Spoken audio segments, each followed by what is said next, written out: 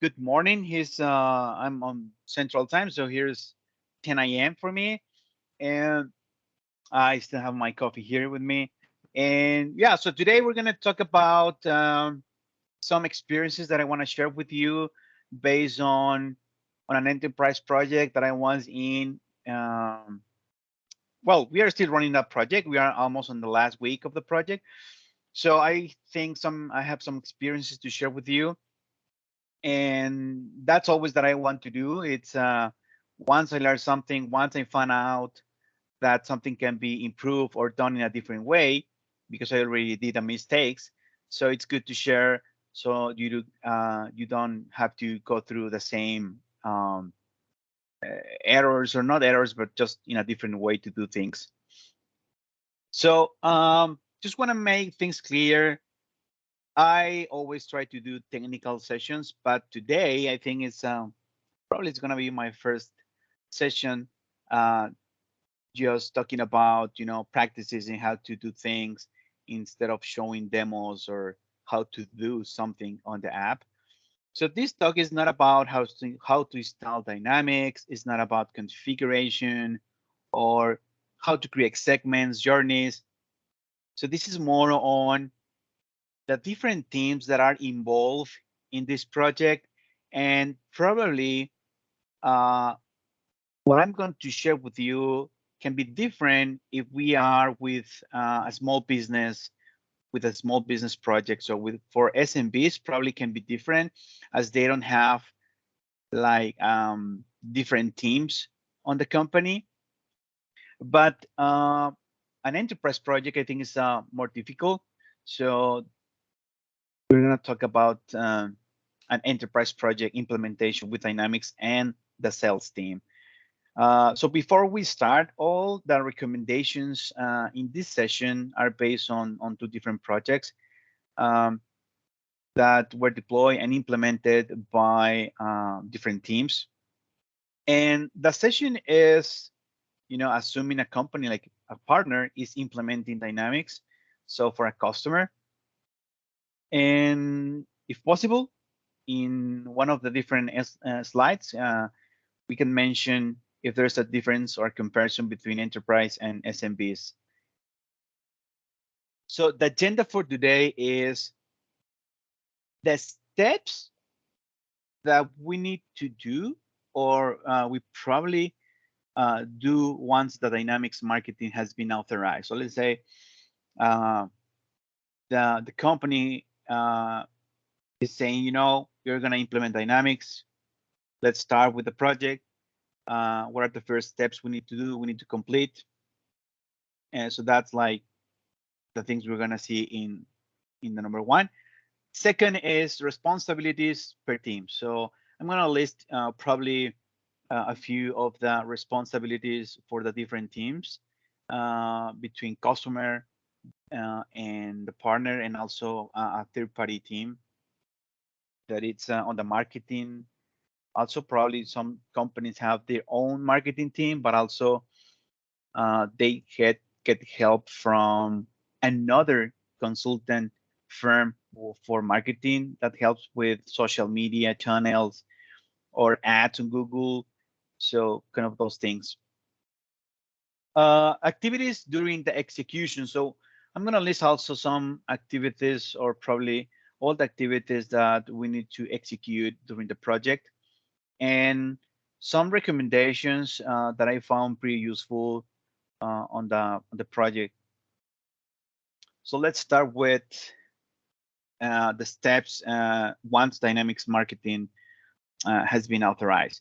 So first, I think is we need to identify the different teams for the implementation. So in this case is we need to identify the sales team, the marketing team on the customer side. Also, the IT team plays a very important role um, because they also help us with creating users and domains, and we will check that in a moment. The marketing team on the partner side, and the Dynamics consultants on the partner side. So I found, I mean, before this project, I was thinking that, probably if a customer asked me to implement Dynamics, it's like, yes, sure. It's just about training and show them how to, work with segments and journeys. But once I got to this project, and the marketing team from the company I work for also joined the project, explaining all the different plans and the responsibilities in designing the campaign, uh, designing, how much a lead will cost you on this campaign, or if we are going to use LinkedIn generator for lead acquisition. So there are so many topics that the marketing team brings to the table, and the value that this team adds on the project, that is not just about training the team. Probably for us on the technical side is just to keep, the user trained, and so they can know how to build things. But there are probably 60-70% of the project on the marketing side, and these guys help the customer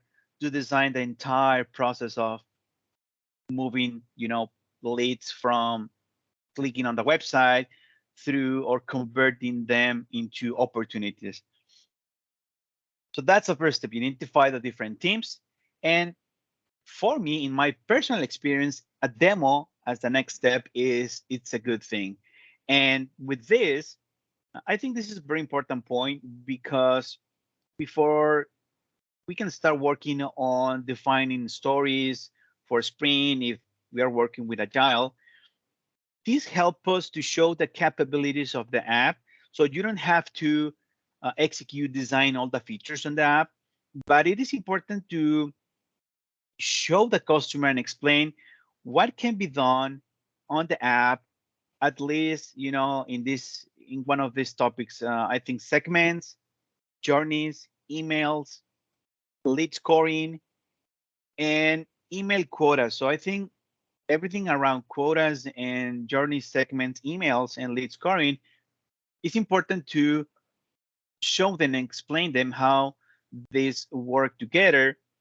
And this will help us to define uh, stories in an easy way if we don't do the demo before we start the project.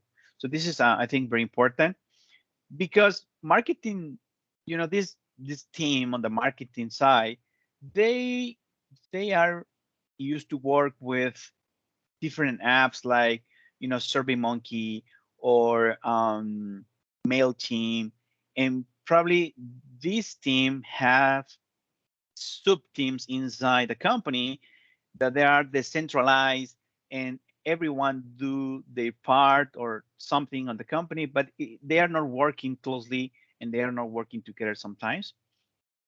Uh, and now, if we're moving towards dynamics marketing, is it going to be a big team? Sales, marketing, the creative team, the designer, the people who works with a CSL style sheet and everything. So everything comes into one picture, so we can get this beautiful journey and these beautiful emails.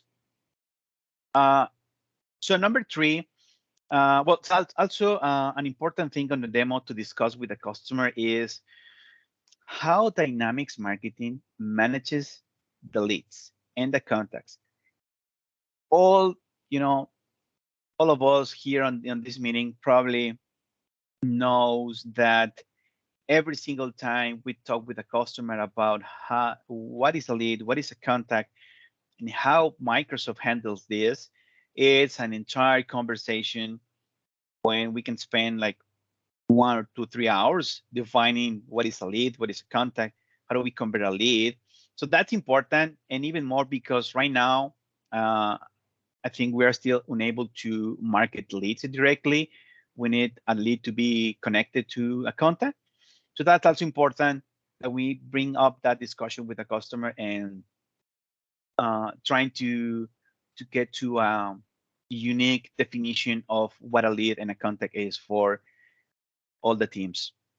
Number three, uh, have a first session and identify if the customer is using third parties apps, or if they have existing marketing apps, and which application would be replaced by the marketing app.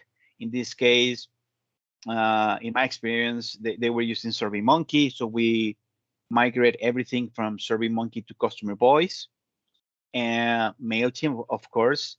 Um, the last customer have like 2 different teams working with MailChimp, and they were sending emails with different rules to the same contact list. And so the customer were receiving tons of emails, probably sometimes with the same information because they work separately in different teams.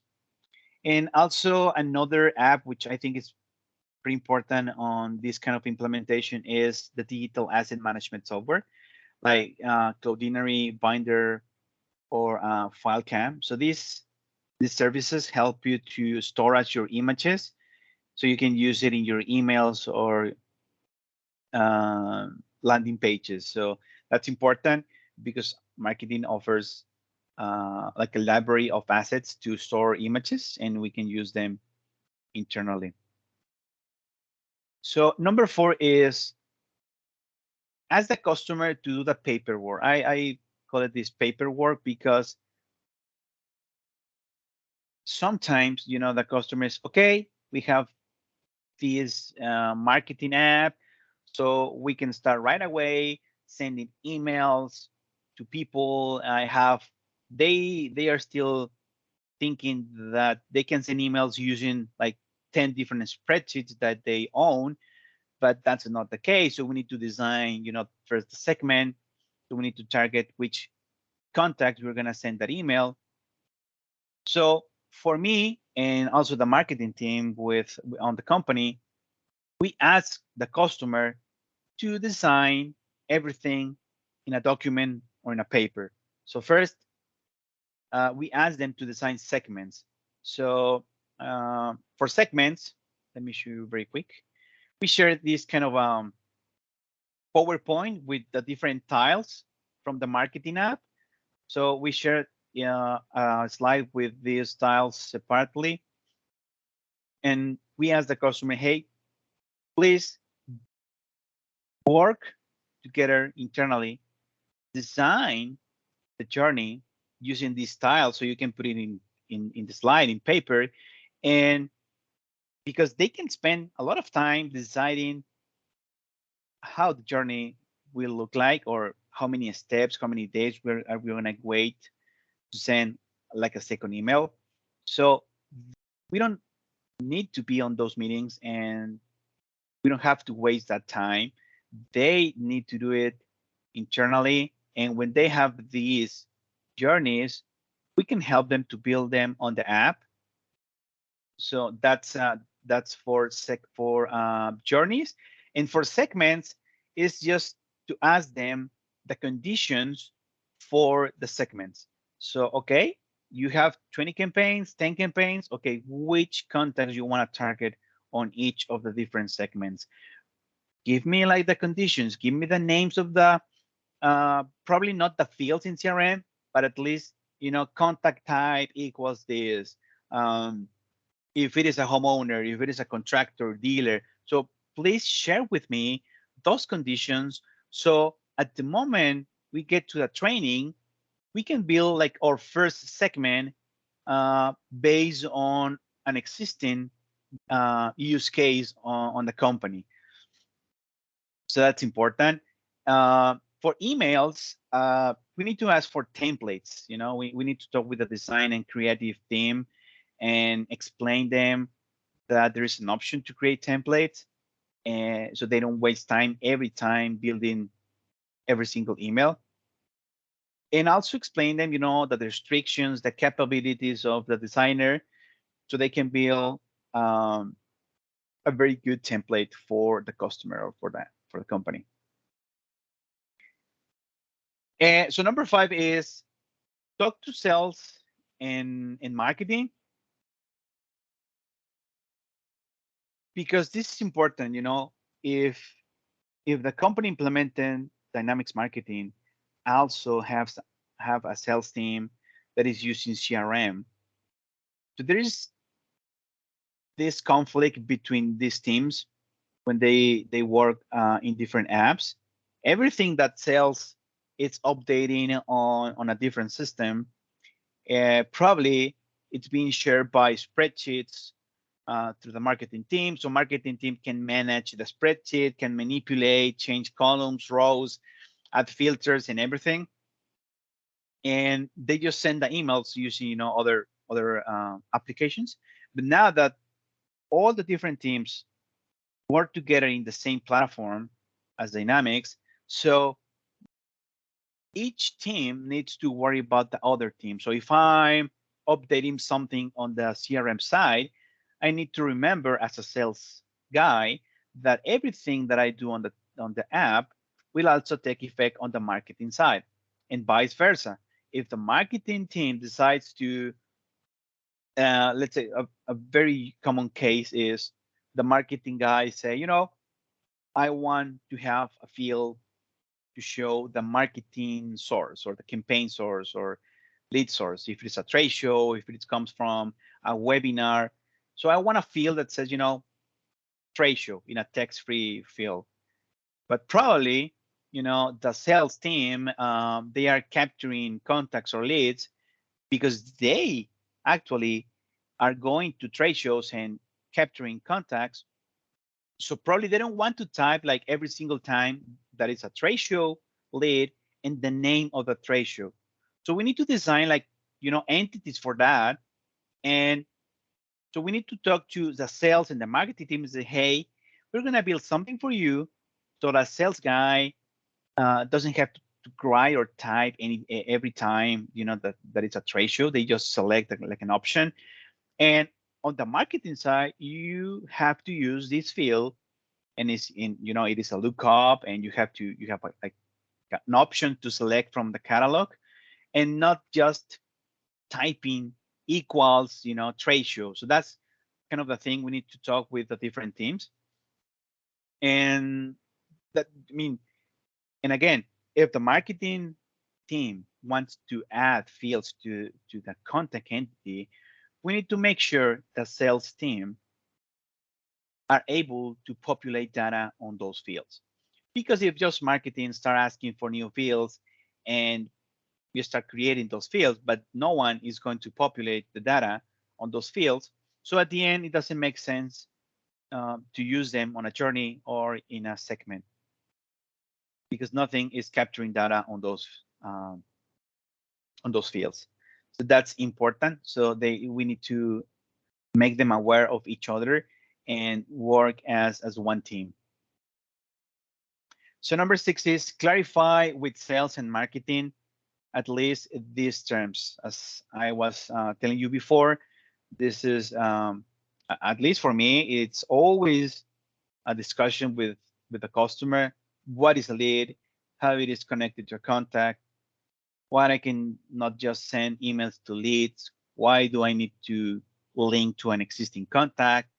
And so there's a big strategy behind this uh, because not companies can have a business process or a sales process that it's only using contacts, but now we have to deal with the leads, or companies probably they are using leads to create like opportunities or potential business. So we need to explain how the app works with the contact and the lead, and design the strategy based on how the app manages these two objects. Because right now we cannot send emails directly to leads. Also, another topic to define or discuss with the contact is explain them what is a marketing contact. That is really important because let's say if they want to send an email like welcome email or let's update your information on the customer side, they can send email like 15,000 emails in a day or in a week. And probably they just have 10,000 contacts as their quota. So we need to think on a we need to come with a plan and say, hey, you have 10,000 contacts, so we need to buy an extra capacity because you cannot run just and send 15K emails to different contacts. Or probably we need to ask them if that is right. I mean, if is that correct? Are you want to send an email to 15K contacts, or is just because you can send emails and that's why you are sending emails to all the database? So that's important to understand. And also how many times, after an email has been sent to a contact, it's being removed from the marketing contact list. Number 7 is have meetings with external marketing teams. This is just to understand what other actions are happening probably outside the company, like social media teams. Remember that inside the marketing app, we can do posts on social media channels, but probably other companies out there can offer the customer like analytics or like a hub for social media that has more features and capabilities than the current marketing app. So we need to talk to them, say, hey, okay, you are still going to work with this company. That's fine. Remember, you have this on the marketing app, but this is limited to this and this. And also with the company that is doing ads on different browsers, and define responsibilities or identify if something can be done in marketing app, or they are like a team that is going to work totally disconnected from the marketing app. It's just to define and identify things that can affect us on the design of our journeys.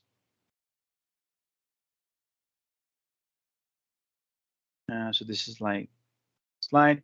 Okay, so number 8 is identify integration with existing websites. So I think that's also important because probably I was thinking that journeys, emails, and that's it. But marketing has tons of different options, and we can have different business cases. For forms, for example,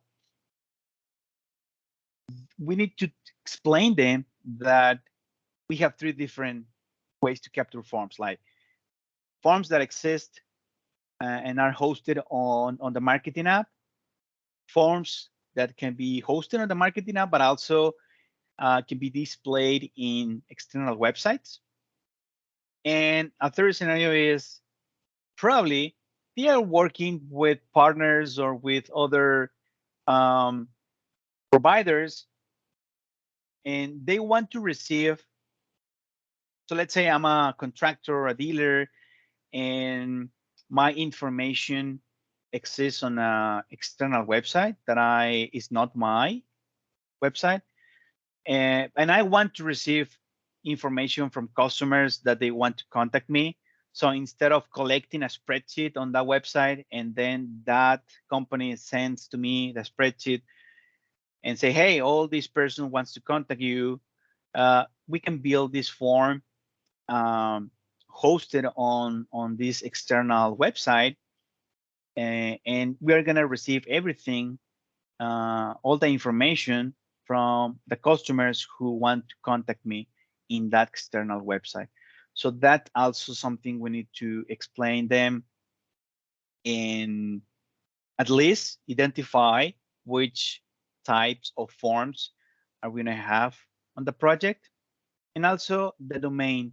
The domain is probably important because we need to configure it. We need to configure all the domains, and also the IT team help us on authenticating these domains with the marketing app. So when the customers start designing things and sending emails, they can use all the domains that the company owns. And instead of asking every time they want to use a new domain, we need to go through the process. So we ask them, we identify all the domains, we configure at the beginning, and then when they have to use it, they will be able to use any of the domains. So for me, it's kind of the different activities we need to do once the marketing app has been authorized. So now let's say we do the demo, we identify a lot of stuff on the first sessions, but we need to identify the responsibilities per team. So I have 5 themes, as you can see here. So 2 themes are from the partner implementing the project. So the technical team is in charge of configuration inside the marketing app, customization of the sales marketing apps. Very important is training for end users, security configuration, like to map, the different security roles, the access, and also the admin training for CRM admins on the customer side. So probably there's always an admin on the customer side that will take care of the project once we deliver entirely. So that's something we need to do. For me, in a marketing project with an enterprise company, the marketing team inside the partner who's implementing the project takes around 60-70% of the budget.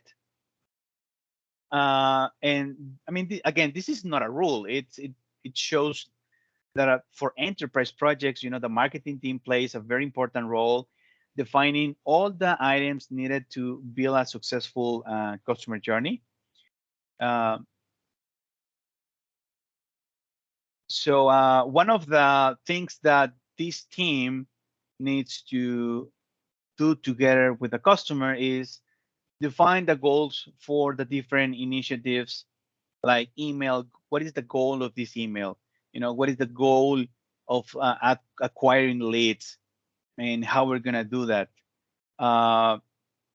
They need to schedule different touch points along the journey and see if they can optimize using marketing automation. Like instead of um, sending an email like, oh, I received a product registration, so let me send an email to this customer. No, let's try to automate this. Let's put it all the pieces together, and once they register something on our website, we can build like a real-time journey and send a welcome email or something like that. So you don't have to worry about sending emails because it's all connected on the platform. Integrate touch points into a single strategy. And this is more on the way we organize projects. So processes and optimize ways of working. RASCI, so it's to identify who's responsible, who's accountable for something, who gives support to that. And who need to consult, like to make a decision, and who needs to be informed of that decision and the result of, the process. The marketing team also needs to define how the customer is nurturing the leads and how they want to design the journeys. Complete marketing automation, communication, and engagement strategy. So they talk to the customer and, hey, we have like emails, we have journeys, we have SMS, we have push notifications. So what do you want to communicate things with your customer? We cannot say like always emails, we have SMS, we have push notifications. So we need to design and define different ways to communicate with our customers. Lead acquisition strategy. So it's how we're gonna capture leads, like landing pages. We're gonna put like a pop-up on our website. Are we having landing pages on Google Ads? So they, they design these things with the customer. Honestly, is not my area of expertise. So they do like all that part, and when they are ready and they have all the paperwork done, is when the technical team start training the customer. Lead scoring and nurturing. So how we go from a marketing qualified lead to a sales qualified lead. So um, how we're gonna pass all the leads over to the sales team, and how they are gonna start talking to the customer once a lead it's a sales qualified lead. Analytics and reporting, that's important. We have dashboards, we have something on the Power BI side. So that's something we need to define with the customer. Responsibilities per team. Now on the customer side is, if it is an enterprise and they have a marketing team, probably if it is we're working with an SMB, is one guy show that does everything on the marketing team. But if not, if they have like different people doing different things, so this team needs to define the segments, design the journeys, design the scoring models, design the strategy for communication, like how often we're gonna send emails to the customer, how many real-time journeys are we going to have, all of those things. Um, of course, they need to execute the strategies, and they need to communicate changes with sales. On the sales side, they need to nurture leads, because once I have the lead that is sales ready, I still need to do some work, like maybe calling them or sending emails, sending information related to the product, or products or services, and they need to keep the data up to date, because remember, if we don't do if we don't update data from the sales perspective, so probably the marketing emails are going to stay the same, or contacts, they are not going to be moved from one segment to another if we don't keep things updated. Of course, they need to communicate changes with the marketing team. And lastly, but not less important, is the IT team. These guys help us, or this helps other teams by addressing issues or setting up users, authorizing security permissions, authenticating domains, all the stuff that requires access to different sources. The IT team, it's they can help us. Okay, so now that we are running the project, if it is on Sprint or a Cascade project, from my experience, what I saw is that it's better if we take the customer in this cycle, when the first thing is to define the target and ask the customer to define the details. With this, I mean is the segment. Do you have the segment? Do you have the conditions? Do you have how many emails? Do you have how many days are we going to wait from email 1 to 2? Are we sending a customer voice using an email? So all that customer journey design, if it is ready, okay, so we go to next step. The next step is we're going to train the users on how to do things, how to achieve the goal. So we need to show them how to build segments, and building segments, what I mean is build a segment based on real requirements. So when you end the training, the customer have at least one segment, one journey, one email that is running on the system, and not just like a test. So we train the users. Probably we can spend like 2-3 hours on the training. Half of the training is us showing them how to build things. And second half is that we permit them to take control on the app, and they can share the desktop, and they start doing things. So they can, feel it, and they can start walking around the app. And I mean, it's always better to practice instead of just watching others doing that. Number three is ask the customer to build their own scenario. So once they build the first scenario, and they can watch the video later on how to build things, we ask the customer to build a second scenario. So like a small scenario, like an email, and probably waiting 7 days, and then a second email. That's it, with a small segment. We need to do with baby steps.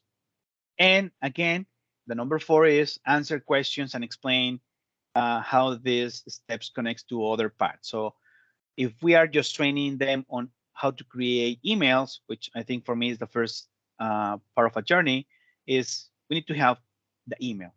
Okay, so probably we teach them how to create emails, and we train the users. The user creates an email, and then we have a session when we can answer questions, and we explain them how this email is connected probably to a journey. Or if we are building a form, so we explain on step 4 how a form is connected to a page.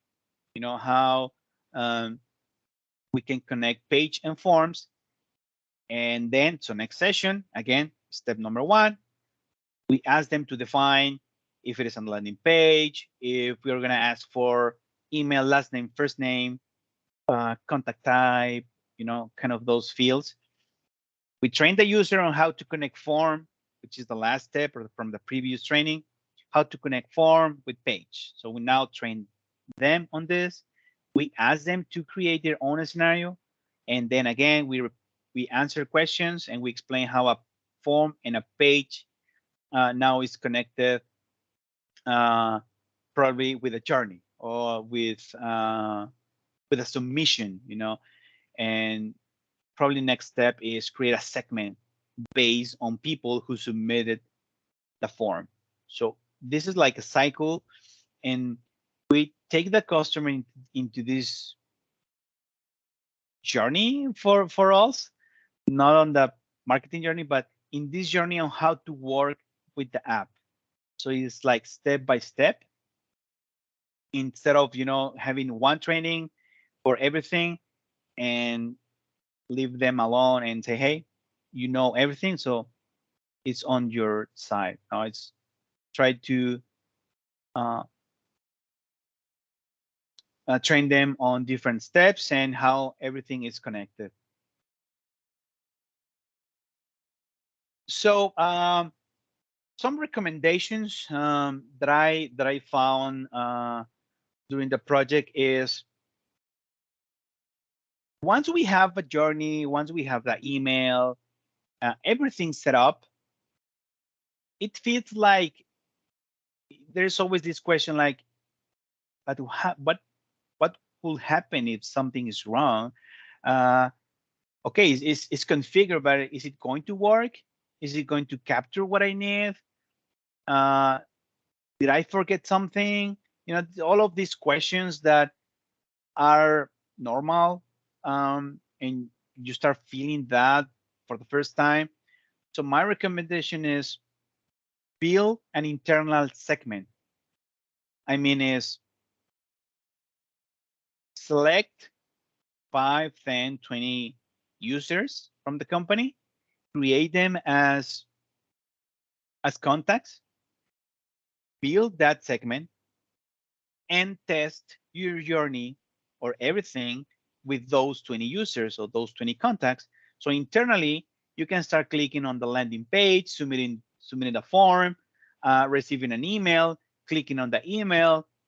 So you can see how things are responding from all the different contacts, and you can identify errors, issues, or if something is missing on the journey.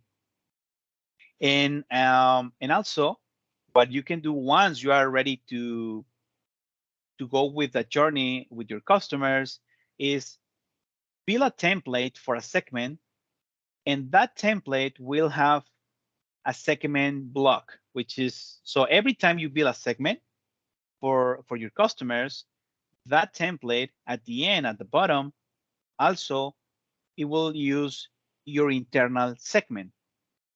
So when you send out the journey to your customers, these 20 people inside the company will also receive or will also be part of the journey. So you can monitor and track if everything is going smooth or not. So that's something we can do. We all know probably that we have like a test option on the email, but I think having this internal segment, it's better. Number two is register all the domains from the customer. That's an important step. And number three, I received a question from a customer like, hey, can I send an email to 15 contacts? And my colleague on the marketing team share a document with the customer about IP warming. So, I mean, I wasn't aware of this until I worked with my peer on the company.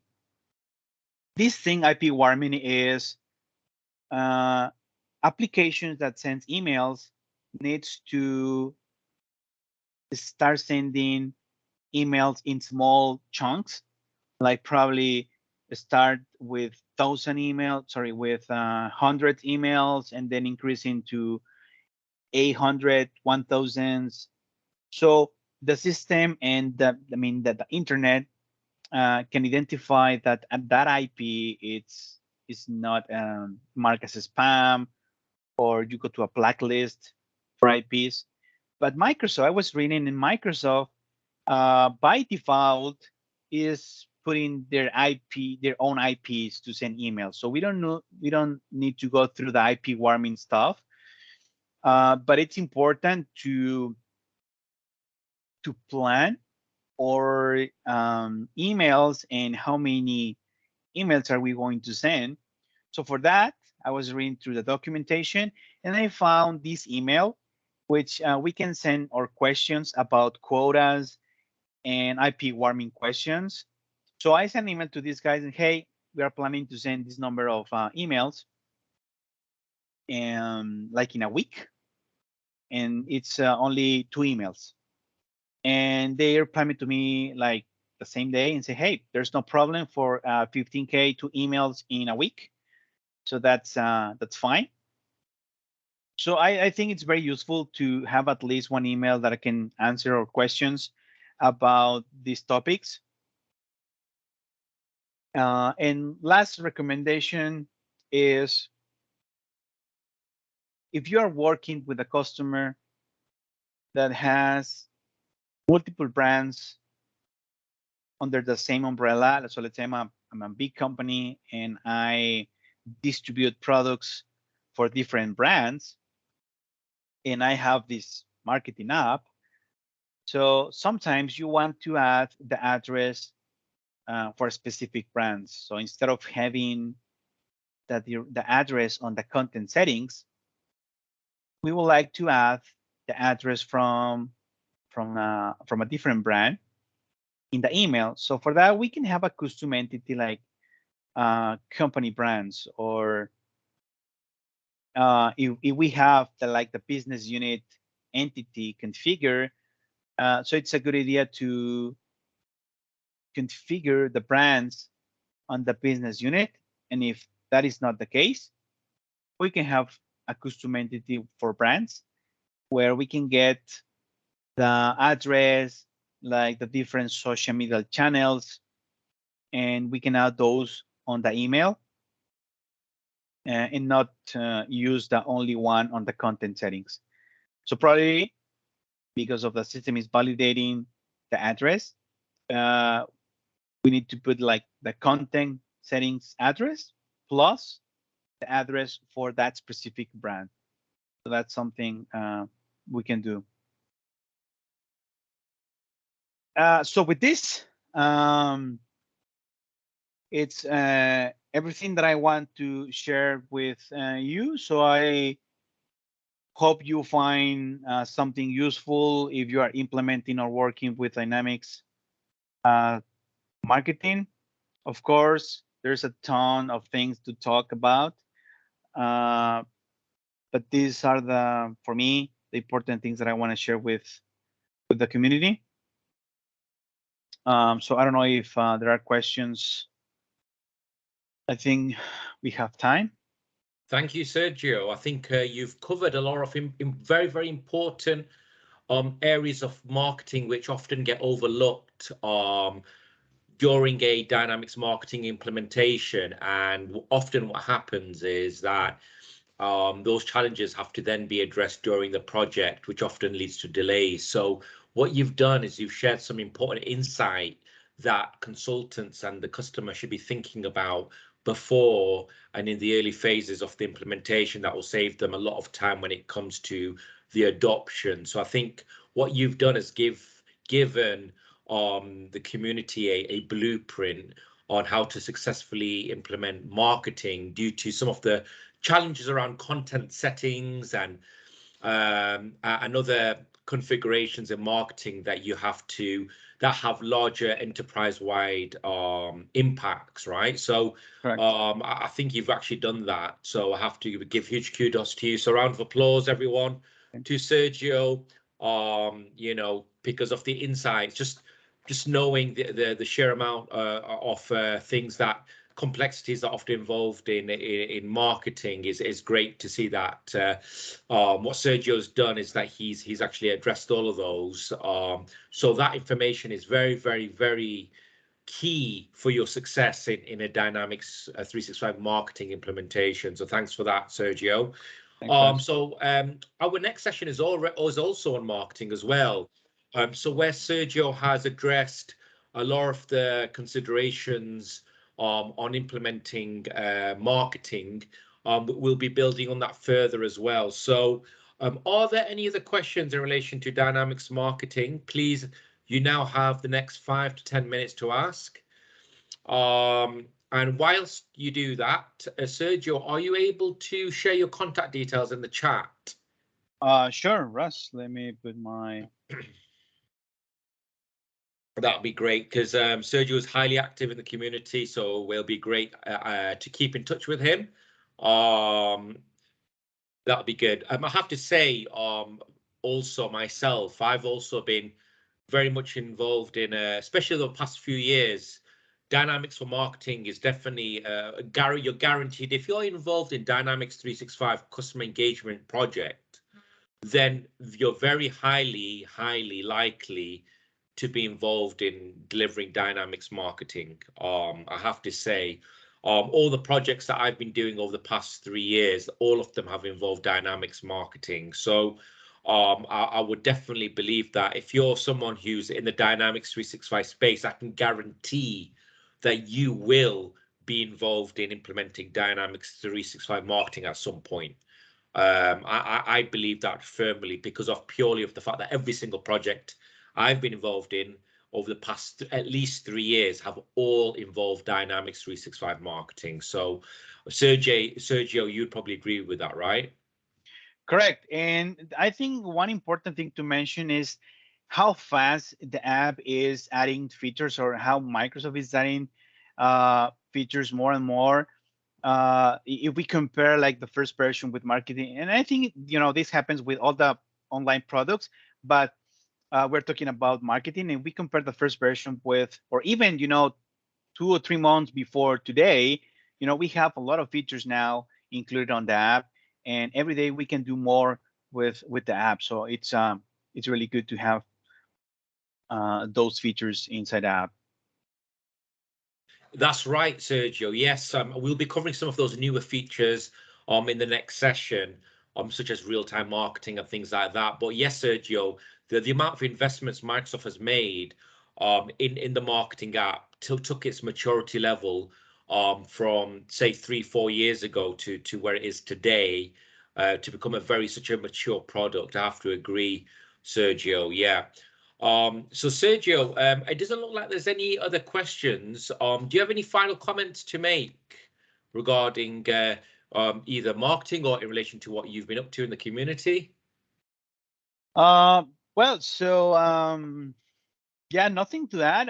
If you have any questions related, so I'm more than happy to help you. So I'm more active on LinkedIn, so shoot me a message, and for sure we can help you addressing one of your issues. Fantastic, Sergio. Well, look, Sergio, it was always a great pleasure to There's host. sorry to interrupt you, Ras, but I'm seeing a question here. Do you need separate license for marketing app? Well, so I always say this thing. Answer licensing question is difficult. You need like a master's degree for that. But let's assume you already have sales. So if you have certain number of licenses on sales, you qualify for marketing app. No, sorry, that's you know, let me answer that offline, because every time I receive an answer on this, I need to review like the licensing guide. I think it has price, but it's like discounted price if you already have sales. But yeah, let me take this offline. Just not to say things that doesn't make sense right now. Thank you, Sergio. So, okay. So yeah, I might be able to add to that actually. So basically, in short, the answer is that because Dynamics for Marketing requires it's licensed at a tenant level and at a contact pack level, it means that all your users are licensed. So you don't actually need another license, but then the complexity lies in it is, well, how do you grant your user access to the Dynamics marketing app? Do you have to physically assign them in the M365 portal for them to be able to use it? That's the fundamental question, right, Sergio? So from a licensing perspective, I think we all agree that all your users can access the marketing app. But the logistical question is, do you have to perform an extra step in the Office 365 portal to be able to grant them the ability to do so? From my experience, I've not seen that. I've not seen the requirement to have to do that. As long as the security role is given, then the users can access it, right, Sergio? So there's no real constraint there. Correct. So if we are talking about a user perspective, we don't need to buy any license extra for them. Marketing is licensed based on the contacts that you are sending emails. So that's a little bit different from a sales license. Yeah, fantastic, Sergio. Well, Sergio, I think that's the last question for today, Sergio. So I want to say a huge thank you. Great pleasure to have you today. And I hope to see you in person very, very soon. I hope so too, Ras. So see you on the next one. Enjoy the day. Thank you, Sergio. Fantastic. That was